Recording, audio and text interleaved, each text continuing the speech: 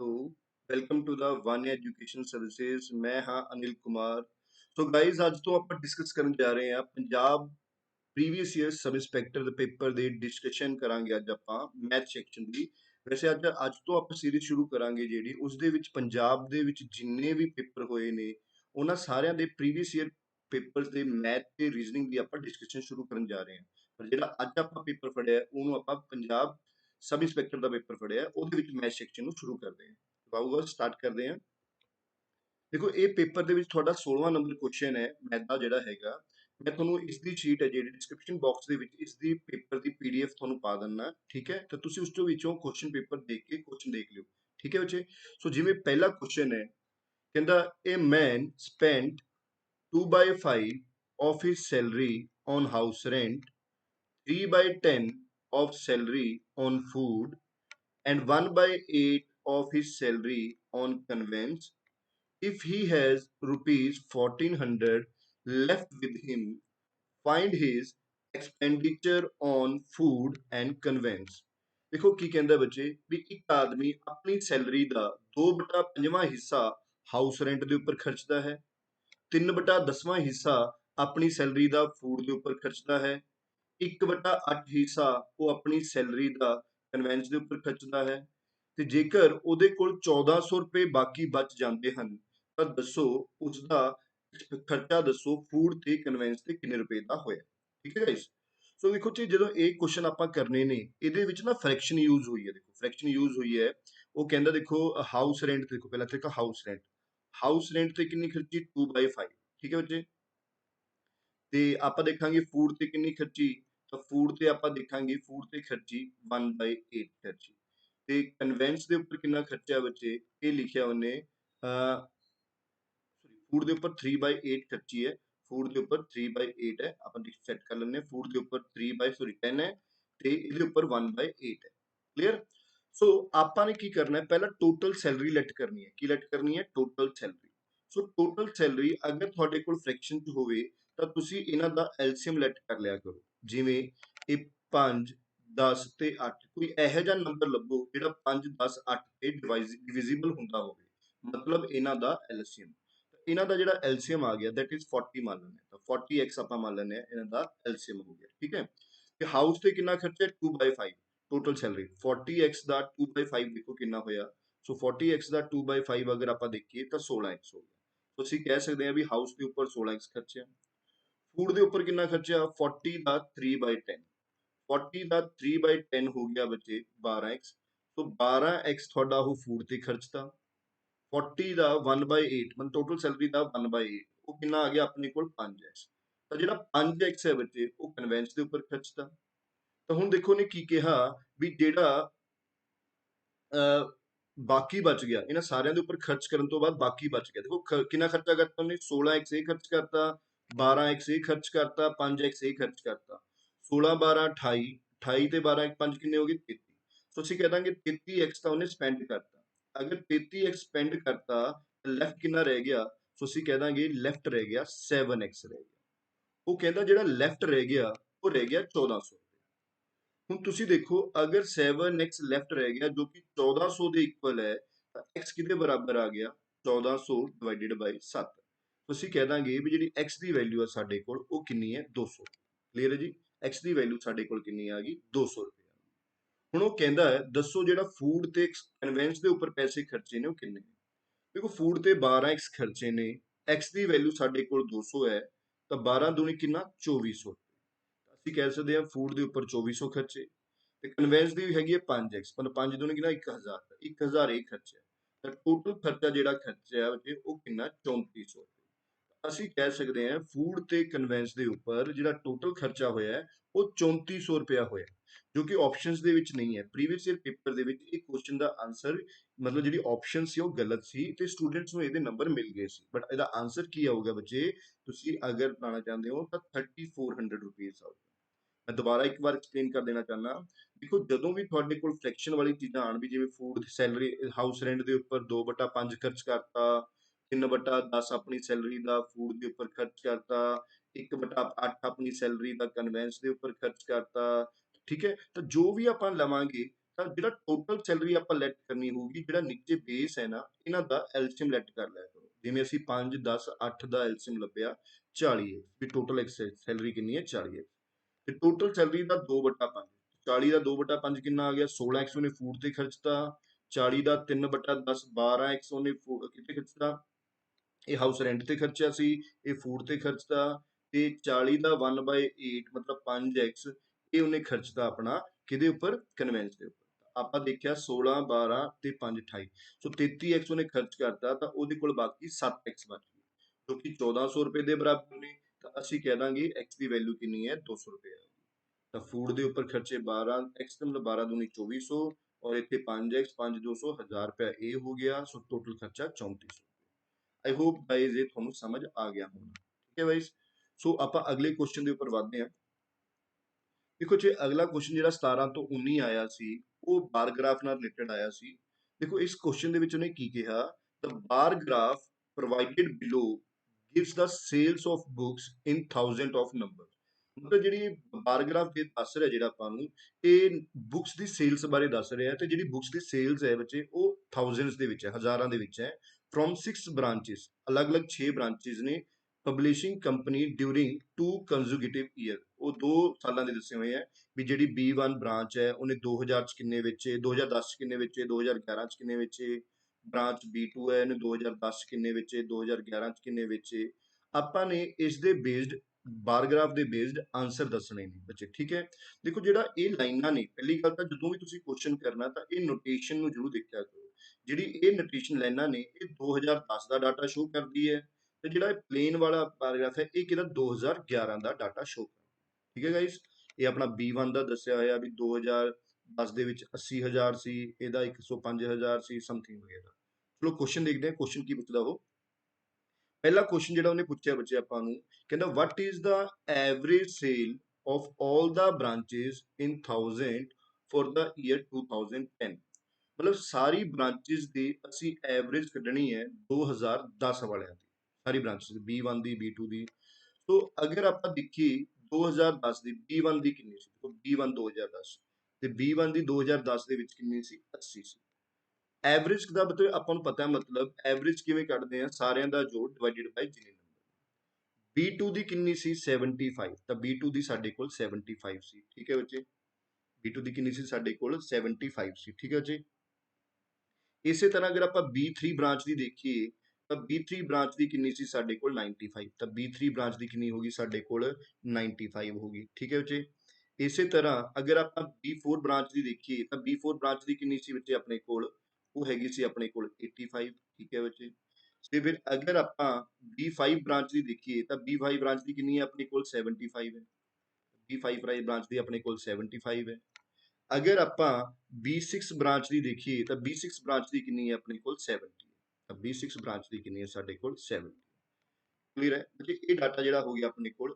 ਹੁਣ ਐਵਰੇਜ ਕੱਢਣੀ ਹੈ, ਸੋ ਐਵਰੇਜ ਕੱਢਣ ਦਾ ਰੂਲ ਕੀ ਹੈ ਵੀ ਸਾਰਿਆਂ ਦਾ ਜੋੜ ਕਰੋ। ਅਗਰ ਆਪਾਂ ਸਾਰਿਆਂ ਦਾ ਜੋੜ ਕਰੀਏ ਤਾਂ ਕੀ ਆਊਗਾ, ਇਹ 815 920, ਤਾਂ ਮਤਲਬ ਇਹ ਆ ਗਿਆ ਸਾਡੇ ਕੋਲ 480 ਆ ਗਿਆ। ਐਵਰੇਜ ਕੱਢਣੀ ਹੈ, ਸੋ ਐਵਰੇਜ ਕੀ ਕਹਿੰਦਾ ਵੀ 480 ਹੈ ਡਿਵਾਈਡਡ ਬਾਈ ਕਿੰਨੀ ਬ੍ਰਾਂਚਾਂ ਨੇ, 6 ਬ੍ਰਾਂਚਾਂ ਦਾ ਜੋੜ ਹੈ। ਸੋ ਐਵਰੇਜ ਮਤਲਬ ਹਰ ਬ੍ਰਾਂਚ ਦਾ ਜੋੜ ਕਿੰਨਾ ਆ ਗਿਆ ਸਾਡੇ ਕੋਲ 80 ਆ ਗਿਆ। ਤੁਸੀਂ ਕਹਿ ਸਕਦੇ ਆ ਇਹਦੀ ਐਵਰੇਜ ਕਿੰਨੀ ਆ ਜੂਗੀ ਸਾਡੇ ਕੋਲ 80 ਆ ਜੂਗੀ। ਮੇਰੇ ਖਿਆਲ ਨਾਲ ਕਲੀਅਰ ਹੈ ਗਾਇਸ। ਸਿੰਪਲ ਜਿਹਾ ਰੂਲ ਹੈ, ਦੇਖੋ ਐਵਰੇਜ ਕੱਢਣੀ ਹੈ 2010 ਦੇ ਵਿੱਚ, 2010 ਵਾਲਾ ਡਾਟਾ ਸਾਨੂੰ ਪਤਾ ਹੈ ਬੱਚੇ ਇਹ ਵਾਲਾ ਹੈ, ਤਾਂ ਜਿੰਨੇ ਵੀ ਹੈਗੇ ਆਪਾਂ ਨੂੰ ਸਾਰਿਆਂ ਦਾ ਜੋੜ ਕੀਤਾ ਡਿਵਾਈਡਡ ਬਾਈ ਜਿੰਨੇ ਵੀ ਆਪਣੇ ਕੋਲ ਈਅਰਸ ਨੇ ਉਹਦੇ ਨਾਲ ਡਿਵਾਈਡ ਕਰ, ਠੀਕ ਹੈ। ਵੈਸੇ ਆਪਾਂ ਦੂਜੇ ਸ਼ਾਰਟਕਟ ਤਰੀਕੇ ਨਾਲ ਵੀ ਕਰ ਸਕਦੇ ਹਾਂ, ਬਟ ਮੇਰੇ ਖਿਆਲ ਨਾਲ ਤੁਹਾਨੂੰ ਇਦਾਂ ਜ਼ਿਆਦਾ ਵਧੀਆ ਰਹੂਗਾ ਕਿਉਂਕਿ ਤੁਸੀਂ ਜੋੜ ਵਧੀਆ ਤਰੀਕੇ ਨਾਲ ਕਰ ਸਕਦੇ ਹੋ। ਨੈਕਸਟ ਕੁਐਸਚਨ ਦੇ ਉੱਪਰ ਚੱਲਦੇ ਹਾਂ। ਕਹਿੰਦਾ total sales of branch B1 branch ਦੱਸਣੀ ਹੈ, B3 ਬ੍ਰਾਂਚ B5 ਟੁਗੇਦਰ ਬੋਥ ਦਾ ਈਅਰ ਇਨ 1000। ਤੋ ਇਹਦੇ ਵਿੱਚ ਆਪਾਂ ਨੇ ਬੱਚੇ ਟੋਟਲ ਸੇਲਸ ਦੱਸਣੀ ਹੈ ਆਪਾਂ ਨੇ B1 ਬ੍ਰਾਂਚ ਦੀ, ਕਿਹਦੀ B1 ਬ੍ਰਾਂਚ ਦੀ, B3 ਬ੍ਰਾਂਚ ਦੀ ਤੇ B5 ਬ੍ਰਾਂਚ ਦੀ, ਤਾਂ ਇਹ ਦੋਨਾਂ ਦਾ ਟੋਟਲ 2010 ਤੇ 2011 ਦਾ, ਠੀਕ ਹੈ ਜੀ। ਸੋ ਅਗਰ ਆਪਾਂ ਦੇਖੀਏ ਦੇਖੋ B1 ਦਾ ਦੇਖੋ 2010 ਦੇ ਵਿੱਚ ਕਿੰਨਾ ਹੈ ਤੇ 2011 ਦੇ ਵਿੱਚ ਕਿੰਨਾ ਹੈ। ਦੇਖੋ B1 ਦਾ 2010 ਦੇ ਵਿੱਚ ਕਿੰਨਾ ਆਪਣੇ ਕੋਲ 80 ਹੈ ਤੇ 2011 ਦੇ ਵਿੱਚ ਕਿੰਨਾ ਸਾਡੇ ਕੋਲ 105 ਹੈ। ਅਗਰ ਅਸੀਂ ਇਸਦਾ ਟੋਟਲ ਦੇਖੀਏ ਤਾਂ ਕਿੰਨਾ ਹੋਊਗਾ 185। ਇਸੇ ਤਰ੍ਹਾਂ B3 ਬ੍ਰਾਂਚ ਦਾ ਦੇਖੀਏ ਤਾਂ 2010 ਦੇ ਵਿੱਚ 95 ਹੈ, 2011 ਦੇ ਵਿੱਚ ਕਿੰਨਾ 110 ਹੈ। ਇੱਥੇ ਹੋ ਗਿਆ 95, ਇੱਥੇ ਹੋ ਗਿਆ 111, 110 ਸੌਰੀ। ਸੋ ਇਹ ਹੋ ਗਿਆ ਤੁਹਾਡੇ ਕੋਲ 205 ਹੋ ਗਿਆ।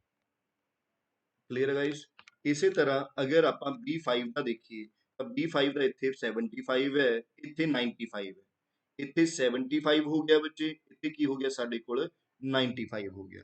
ਅਗਰ ਆਪਾਂ ਇਹਦਾ ਜੋੜ ਦੇਖੀਏ 75 ਤੇ 95 ਦਾ ਜੋੜ ਹੋ ਗਿਆ ਕਰਕੇ 170 ਹੋ ਗਿਆ। ਕਿੰਨਾ ਹੋ ਗਿਆ 170। ਤੇ ਹੁਣ ਆਪਾਂ ਨੂੰ ਇਹਨਾਂ ਤਿੰਨਾਂ ਦਾ ਟੋਟਲ ਪੁੱਛਿਆ ਹੈ, ਜੇ ਤੁਸੀਂ ਤਿੰਨਾਂ ਦਾ ਟੋਟਲ ਕਰਕੇ ਦੇਖੋ ਬੱਚੇ ਕਿੰਨਾ ਆਊਗਾ 170 ਪਲੱਸ 205 ਪਲੱਸ ਆਪਣੇ ਕੋਲ 185। ਜੇ ਤੁਸੀਂ ਕਰੋਗੇ ਦੇਖੋ ਜੇ ਟੋਟਲ ਕੀ ਆਊਗਾ ਤੁਹਾਡੇ ਕੋਲ, ਇਹ ਆ ਜਾਊਗਾ ਤੁਹਾਡਾ 560 ਆ ਜਾਊਗਾ। ਦੇਖੋ ਜੀ ਇੱਥੇ 5 5 10 ਆ ਗਿਆ, 8 और 7 15 प्लस 1 16 और 15। तो ਅਸੀਂ ਕਹਿ ਦਾਂਗੇ ਜੋੜ ਕਿੰਨਾ ਆ ਜਾਊਗਾ 560 ਆ। ਆਈ ਹੋਪ ਗਾਇਜ਼ ਇਹ ਸਮਝ ਗਏ ਹੋਣੇ ਤੁਸੀਂ। ਦੇਖੋ ਬਹੁਤ ਸੌਖਾ ਪੇਪਰ ਚ ਆਇਆ ਹੋਇਆ ਬੱਚੇ, ਕੁਝ ਜ਼ਿਆਦਾ ਮੁਸ਼ਕਿਲ ਨਹੀਂ। ਪੰਜਾਬ ਲੈਵਲ ਦੇ ਪੇਪਰ ਦੇ ਵਿੱਚ ਬਹੁਤ ਹੀ ਈਜ਼ੀ ਆਂਦਾ ਹੈ। ਚਲੋ ਅਗਲੇ ਕੁਐਸਚਨ ਦੇ ਉੱਪਰ ਦੇਖਦੇ ਹਾਂ। ਦੇਖੋ ਵਟ ਇਜ਼ ਦਾ ਰੇਸ਼ੋ ਦੱਸਣੀ ਹੈ ਟੋਟਲ ਸੇਲਸ ਬ੍ਰਾਂਚ B2 ਦੀ ਬੋਥ ਦਾ ਈਅਰਸ ਦੀ, ਤੇ total sales of branch B4 both years ਦੀ। ਮਤਲਬ ਬ੍ਰਾਂਚ ਆਪਣੇ ਕੋਲ B2 ਲੈਣੀ ਹੈ, B2 ਦੀ ਦੋਨੋਂ ਸਾਲਾਂ ਦੀ ਤੇ B4 ਦੀ ਦੋਨੋਂ ਸਾਲਾਂ ਦੀ ਜਿਹੜੀ ਬ੍ਰਾਂਚ ਦੀ ਉਹ ਸੇਲਸ ਹੈ ਉਹਨਾਂ ਦੀ ਰੇਸ਼ੋ ਕੱਢਣੀ ਹੈ। ਦੇਖੋ ਪਹਿਲਾਂ B2 ਦੇਖਦੇ ਆਪਾਂ। B2 ਦੇਖੋ ਪਹਿਲਾਂ ਕਿੰਨੀ ਹੈ 2010 ਦੇ ਵਿੱਚ ਬੋਥ ਈਅਰ ਦੀ ਲੈਣੀ ਹੈ ਨਾ, ਦੋਨੋਂ ਸਾਲਾਂ ਦੀ। 2010 ਤੇ 2011 ਚ ਕਿੰਨੀ ਹੋ ਗਈ 65 ਹੋ ਗਈ। ਅਗਰ ਆਪਾਂ ਇਹਦਾ ਜੋੜ ਦੇਖੀਏ ਤਾਂ ਕਿੰਨਾ ਆ ਗਿਆ 140। तो B2 ਦਾ ਜੋੜ ਦੋਨੋਂ ਬ੍ਰਾਂਚਸ ਦਾ ਕਿੰਨਾ ਆ ਗਿਆ 140। ਇਸੇ ਤਰ੍ਹਾਂ ਅਗਰ ਅਸੀਂ B4 ਦਾ ਦੇਖੀਏ ਤਾਂ B4 ਦਾ 2010 ਦੇ ਵਿੱਚ 85 ਹੈ, 2011 ਦੇ ਵਿੱਚ 95 ਹੈ। ਅਗਰ ਅਸੀਂ ਇਹਦਾ ਜੋੜ ਦੇਖੀਏ ਤਾਂ ਬੱਚੇ ਇਹ ਆ ਗਿਆ ਸਾਡੇ ਕੋਲ 180 ਆ ਗਿਆ। ਠੀਕ ਹੈ, ਦੇਖੋ ਇਹਨੂੰ ਜੋੜੋਗੇ ਤਾਂ ਕੀ ਆ ਜਾਊਗਾ ਇਹ 180। ਹੁਣ ਅਸੀਂ ਕੱਢਣੀ ਕੀ ਹੈ ਬੱਚੇ, ਰੇਸ਼ੋ ਕੱਢਣੀ ਹੈ। ਸੋ ਰੇਸ਼ੋ ਕੀ ਹੁੰਦੀ ਹੈ ਬੱਚੇ, ਸਭ ਤੋਂ ਲੋਐਸਟ ਫਾਰਮ ਦੇ ਵਿੱਚ ਕਿਸੇ ਚੀਜ਼ ਨੂੰ ਲਿਖਣਾ, that is called the ratio. So ਅਸੀਂ ਅਗਰ ਇਹਦੀ ਰੇਸ਼ੋ ਕੱਢੀਏ ਤਾਂ ਦੇਖੋ ਬੱਚੇ ਕੀ ਕਰਾਂਗੇ, 0 ਨਾਲ 0 ਕੱਟ ਗਿਆ, ਫਿਰ ਇਹ 2 7 ਦਾ, ਇਹ 2 9 ਦਾ, 7:9 ਸਾਡਾ ਕੀ ਆ ਜਾਊਗਾ ਆਂਸਰ ਹੈ। ਸੋ ਆਂਸਰ ਇਜ਼ 7:9। ਮੇਰੇ ਖਿਆਲ ਨਾਲ ਬੱਚੇ ਤੁਹਾਨੂੰ ਸਾਰਿਆਂ ਨੂੰ ਇਹ ਕਲੀਅਰ ਹੋ ਗਿਆ ਹੋਣਾ। ਇਹ ਜਿਹੜੇ 17 ਤੋਂ ਲੈ ਕੇ 19 ਤੱਕ ਜਿਹੜੇ ਪੇਪਰ ਸੀ ਇਹ DI ਬੇਸਡ ਕੁਐਸਚਨ ਪੇਪਰ ਸੀ ਸਬ ਇੰਸਪੈਕਟਰ ਦੇ ਪੇਪਰ ਦੇ ਵਿੱਚ, ਜੋ ਕਿ ਬਹੁਤ ਹੀ ਜ਼ਿਆਦਾ ਈਜ਼ੀ ਸੀ। ਬਟ ਅੱਜ ਦੇ ਹਿਸਾਬ ਨਾਲ ਦੇਖੀ ਥੋੜਾ ਜਿਹਾ ਲੈਵਲ ਵਧੂਗਾ ਪੇਪਰ ਦਾ। ਠੀਕ ਹੈ, ਬਟ ਤੁਸੀਂ ਨਾਲ ਰਹਿਣਾ ਬੱਚੇ। ਮੈਂ ਤੁਹਾਨੂੰ ਡੇਲੀ ਨਹੀਂ ਤਾਂ 1-2 ਦਿਨ ਤੱਕ ਤੁਹਾਨੂੰ ਪੂਰੇ ਪੇਪਰ ਜਿੰਨੇ ਵੀ ਪੰਜਾਬ ਦੇ ਪੇਪਰ ਨੇ ਸਾਰਿਆਂ ਦੇ ਪੇਪਰਸ ਦੇ ਆਪਾਂ ਮੈਥ ਦੇ ਤੇ ਰੀਜ਼ਨਿੰਗ ਦਾ ਪਾਰਟ ਆਪਾਂ ਸੋਲਵ ਕਰਾਂਗੇ। ਠੀਕ ਹੈ, ਤੇ ਤੁਹਾਨੂੰ ਕੌਨਫੀਡੈਂਟ ਬਣਾਵਾਂਗੇ ਵੀ ਪੇਪਰ ਬਹੁਤ ਈਜ਼ੀ ਲੱਗੂਗਾ ਤੁਹਾਨੂੰ।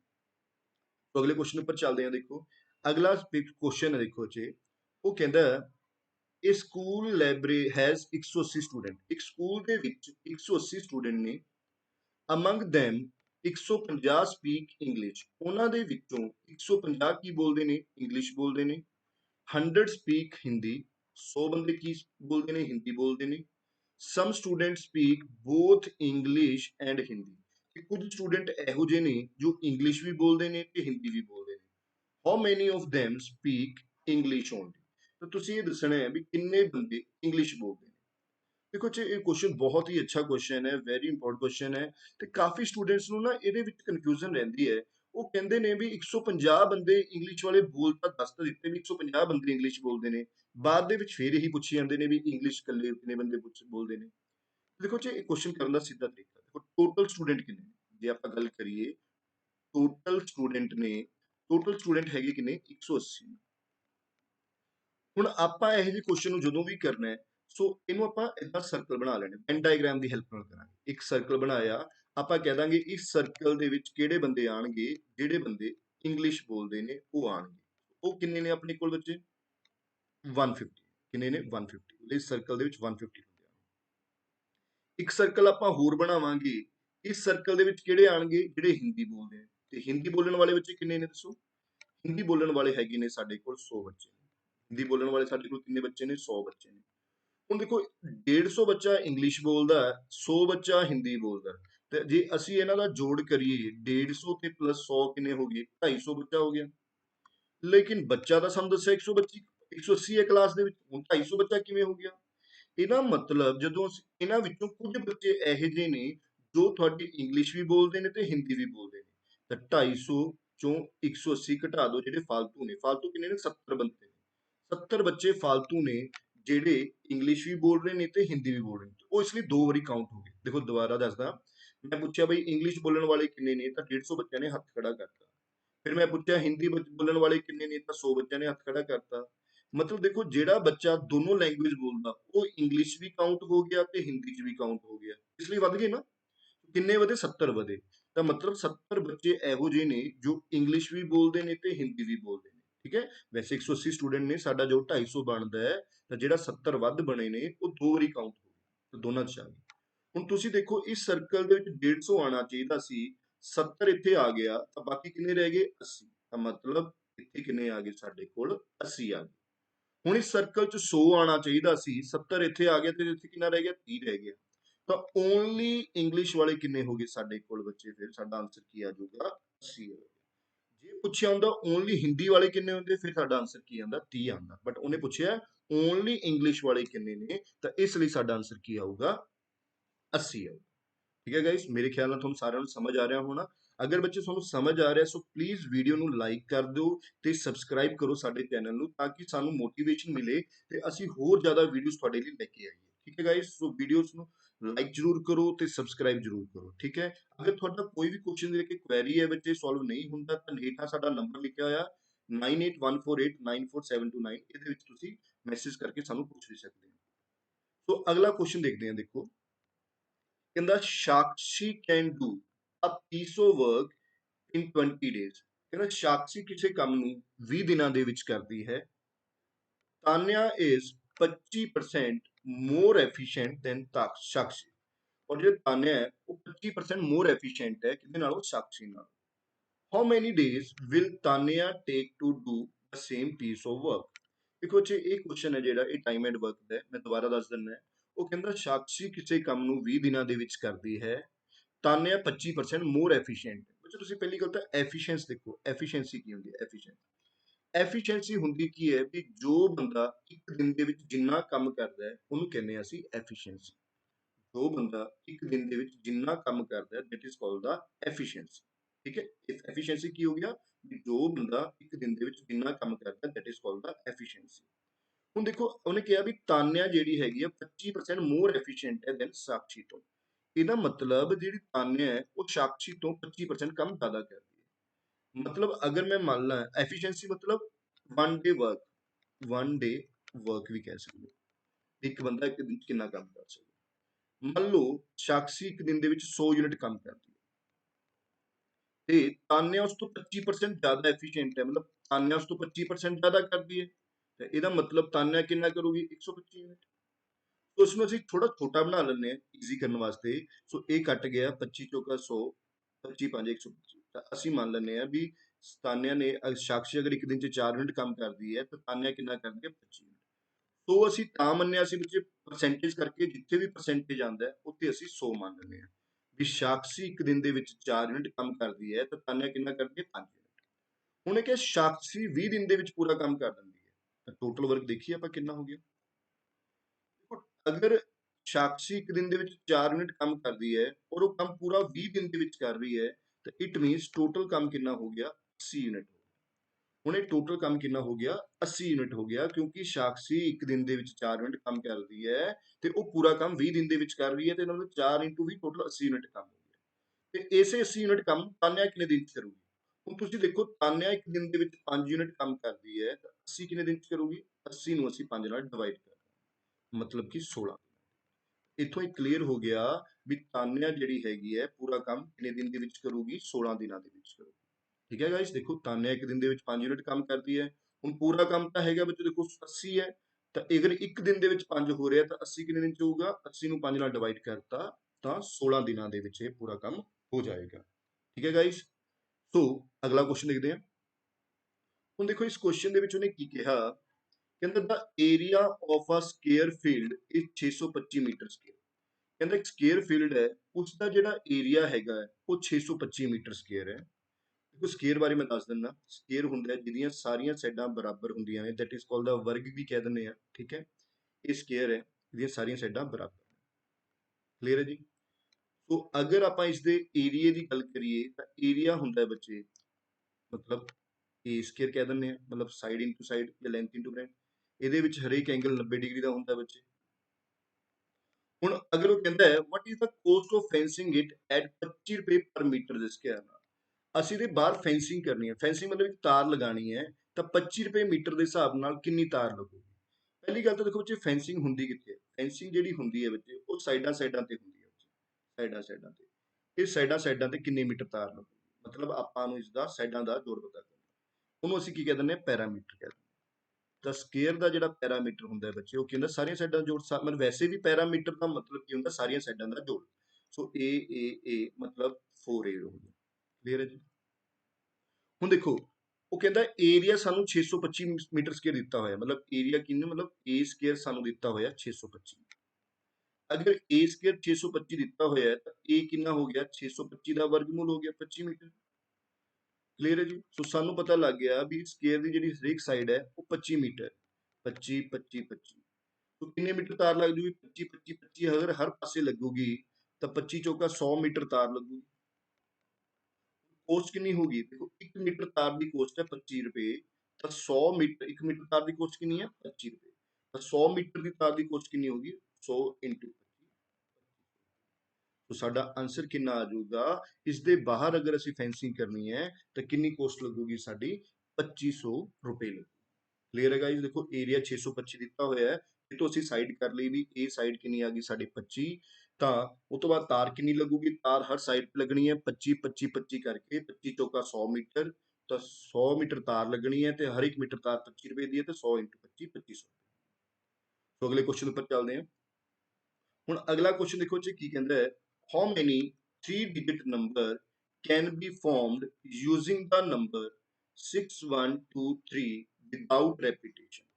ਠੀਕ ਹੈ ਜੀ। ਕਹਿੰਦਾ ਆਪਾਂ ਨੇ ਇਹ ਡਿਜਿਟ ਯੂਜ਼ ਕਰਨੇ ਨੇ 6 1 2 3, ਇਹਨਾਂ ਡਿਜਿਟਸ ਨੂੰ ਯੂਜ਼ ਕਰਕੇ ਅਸੀਂ ਇੱਕ 3 ਡਿਜਿਟ ਦਾ ਨੰਬਰ ਬਣਾਉਣਾ ਹੈ, ਤੇ ਡਿਜਿਟਸ ਆ ਜਿਹੜੇ ਉਹ ਦੁਬਾਰਾ ਰਿਪੀਟ ਨਾ ਹੋਣ, ਮਤਲਬ ਜਿਹੜਾ ਇੱਕ ਡਿਜਿਟ ਪਹਿਲੀ ਵਾਰੀ ਯੂਜ਼ ਹੋ ਗਿਆ ਉਹ ਦੁਬਾਰਾ ਯੂਜ਼ ਨਾ ਹੋ। ਦੇਖੋ ਤੇ ਇਹ ਕੁਐਸਚਨ ਕਿਵੇਂ ਕਰਾਂਗੇ, ਇਹ ਵੈਸੇ ਪਰਮੂਟੇਸ਼ਨ ਕੰਬੀਨੇਸ਼ਨ ਦਾ ਕੁਐਸਚਨ ਹੈ। ਦੇਖੋ ਕਿਵੇਂ ਕਰਾਂਗੇ, ਇਹ ਆਪਣੇ ਕੋਲ 3 ਡਿਜਿਟ ਹੈ, ਮੰਨ ਲਓ ਇਹ 3 ਡਿਜਿਟ ਹੋ ਗਏ, ਆਪਾਂ ਕਹਿ ਦਾਂਗੇ 1s ਹੋ ਗਿਆ, ਇਹ 10s ਹੋ ਗਿਆ, ਇਹ 100 ਹੋ ਗਿਆ।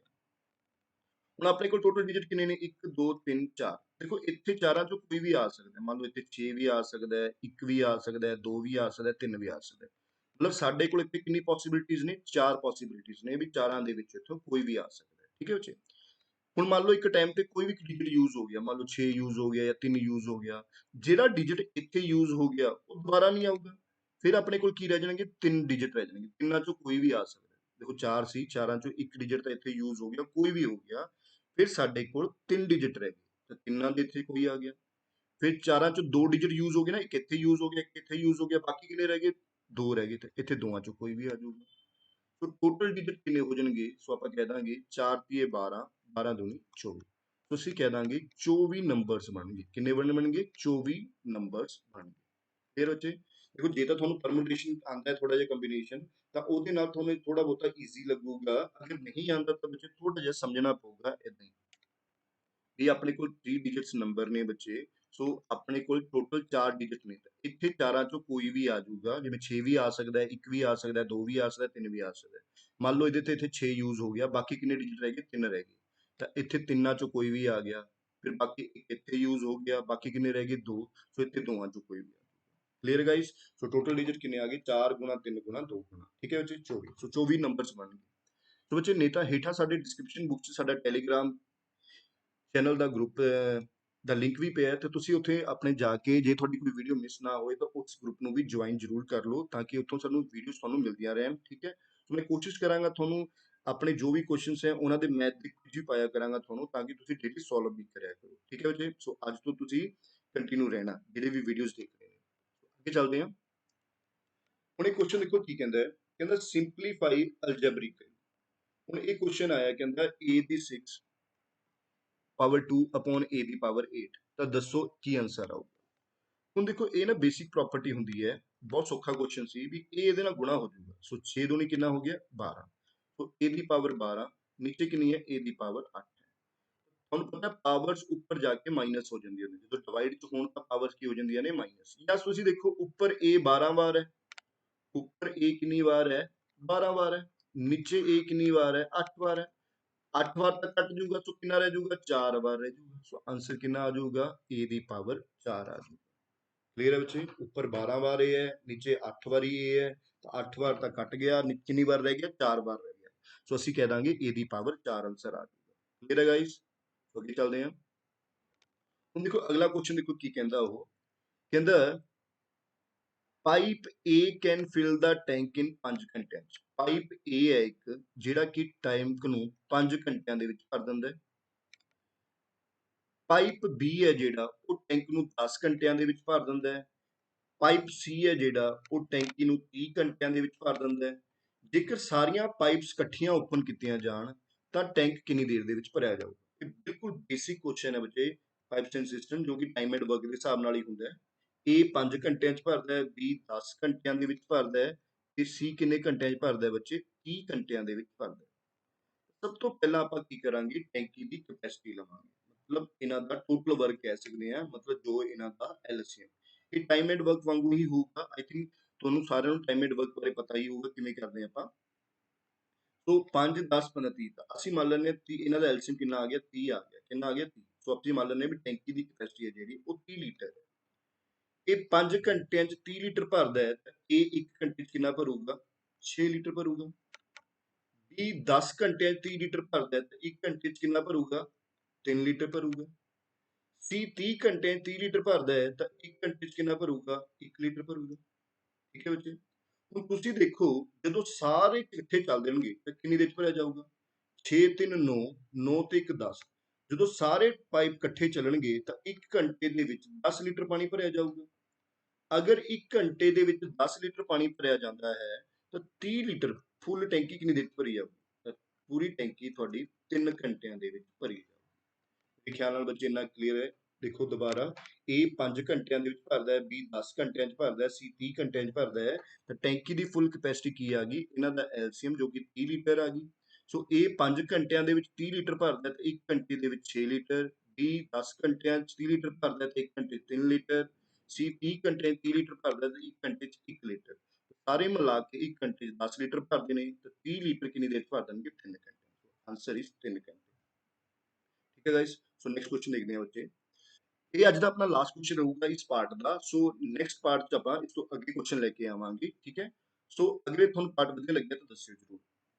ਦੇਖੋ ਇਸ ਕੁਐਸਚਨ ਦੇ ਵਿੱਚ ਕੀ ਕਹਿੰਦਾ ਹੈ, ਕਹਿੰਦਾ ਇਨ ਦਾ ਫਰਸਟ 10 ਓਵਰਸ ਅ ਕ੍ਰਿਕਟ ਗੇਮ, ਕਹਿੰਦੇ ਪਹਿਲੇ 10 ਓਵਰ 'ਚ ਇੱਕ ਕ੍ਰਿਕਟ ਗੇਮ ਦੇ ਵਿੱਚ ਦਾ run rate was only 3.2।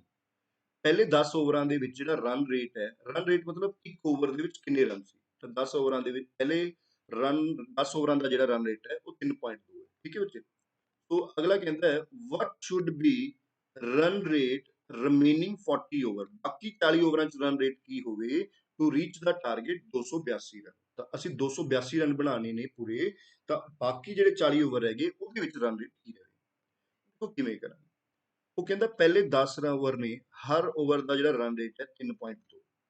10 Har over 3.2 run ਬਣ ਰਹੇ ਨੇ, ਤਾਂ 10 ਓਵਰਾਂ ਦੇ ਵਿੱਚ ਕਿੰਨੇ ਰਨ ਬਣ ਗਏ ਸਾਡੇ? 10 ਇੰਟੂ 3.2 ਮਤਲਬ 32 ਰਨ ਬਣ ਗਏ। ਤੁਸੀਂ 282 ਬਣਾਣੇ ਨੇ, ਜਿਹਦੇ ਵਿੱਚੋਂ 32 ਬਣ ਗਏ, ਸੋ ਬਾਕੀ ਕਿੰਨੇ ਰਹਿ ਗਏ? ਸੋ ਬਾਕੀ ਰਹਿ ਗਏ ਸਾਡੇ ਕੋਲ 250 ਰਨ। ਹੁਣ ਇਹ 250 ਰਨ ਬਣਾਣੇ ਨੇ ਅਸੀਂ ਕਿੰਨੇ ਓਵਰਾਂ ਦੇ ਵਿੱਚ ਬੱਚੇ? ਬਾਕੀ ਦੇ 40 ਓਵਰਾਂ 'ਚ ਬਣਾਣੇ ਨੇ। 250 ਰਨ ਬਣਾਣੇ ਨੇ 40 ਓਵਰ 'ਚ, ਤਾਂ ਹਰ ਓਵਰ 'ਚ ਕਿੰਨੇ ਹੋਣਗੇ? ਸੋ ਹਰ ਓਵਰ ਦੇ ਵਿੱਚ ਜਿਹੜਾ ਰਹਿ ਗਏ ਉਹ ਸਾਨੂੰ 6.25 ਰਨ ਬਣਾਣੇ ਪੈਣਗੇ। ਕਿੰਨੇ ਰਨ ਬਣਾਣੇ ਪੈਣਗੇ? 6.25 ਰਨ ਬਣਾਣੇ ਪੈਣਗੇ। ਸੋ ਸਾਡਾ ਐਵਰੇਜ ਸਕੋਰ ਕਿੰਨਾ ਆ ਜਾਊਗਾ? 6.25 ਰਨ। ਸੋ ਉਮੀਦ ਕਰਦਾ ਬੱਚੇ ਅੱਜ ਦੀ ਸਾਡੀ ਜਿਹੜੀ ਛੋਟੀ ਜਿਹੀ ਕੋਸ਼ਿਸ਼ ਹੈ ਤੁਹਾਨੂੰ ਜ਼ਰੂਰ ਪਸੰਦ ਆਈ ਹੋਊਗੀ। ਸੋ ਇਸੇ ਤਰ੍ਹਾਂ ਅਸੀਂ ਡੇਲੀ ਤੁਹਾਡੇ ਵਾਸਤੇ ਵੀਡੀਓ ਲੈ ਕੇ ਆਵਾਂਗੇ, ਜਿਹਦੇ ਵਿੱਚ ਅਸੀਂ ਪੰਜਾਬ ਦੇ ਜਿੰਨੇ ਵੀ ਪੁਰਾਣੇ ਪੇਪਰ ਨੇ ਉਹਨਾਂ ਵਿੱਚ ਜਿਹੜਾ ਮੈਥ ਦਾ, ਰੀਜ਼ਨਿੰਗ ਦਾ ਪੇਪਰ, ਮੈਥ ਤੇ ਰੀਜ਼ਨਿੰਗ ਦਾ ਜਿਹੜਾ ਪਾਰਟ ਹੋਊਗਾ ਉਹ ਤੁਹਾਨੂੰ ਅਸੀਂ ਸੋਲਵ ਕਰਕੇ ਦਿਖਾਵਾਂਗੇ, ਤੇ ਉਹਦੇ ਨਾਲ ਦੇ ਕੁਝ ਸੈਂਪਲ ਕੁਐਸਚਨ ਵੀ ਤੁਹਾਨੂੰ ਜ਼ਰੂਰ ਕਰਾਇਆ ਕਰਾਂਗੇ। ਸੋ ਜੇ ਤੁਹਾਨੂੰ ਸਾਡੀ ਇਸ ਕੋਸ਼ਿਸ਼ ਨੂੰ ਵਧੀਆ ਲੱਗੇ ਤਾਂ ਸਾਡੇ ਚੈਨਲ ਨੂੰ ਸਬਸਕ੍ਰਾਈਬ ਕਰੋ, ਤੇ ਸਾਡੇ ਟੈਲੀਗ੍ਰਾਮ ਗਰੁੱਪ ਨੂੰ ਜੁਆਇਨ ਕਰੋ, ਤਾਂ ਆ ਕੇ ਸਾਨੂੰ ਹੌਸਲਾ ਮਿਲੇ ਤੇ ਅਸੀਂ ਤੁਹਾਡੇ ਲਈ ਹੋਰ ਮਿਹਨਤ ਕਰ ਸਕੀਏ। ਧੰਨਵਾਦ।